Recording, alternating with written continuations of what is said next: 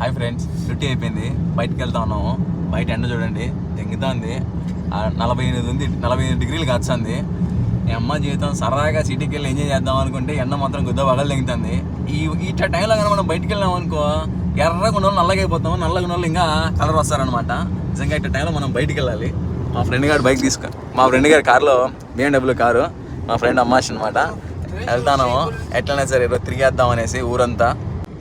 బయటకు వచ్చి ice cream తీసుకుందాము, కూల్ డ్రింక్ తీసుకుందాం అని చెప్పి ఎదురుగా ఐస్ క్రీమ్ అని కనిపిస్తుంది కదా, ఆపినాము. ఓడిపోతే మేము వెళ్తాం ముందుకి.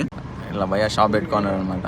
భయ మన దగ్గరికి వచ్చేస్తారు, ఇట్లా మెనూ ఇచ్చేస్తారు మనకి. మనం కార్లో కూర్చొని కార్లో దిక్కున్నానే భయ మనకి తీసుకొచ్చి చేస్తాడు అనమాట.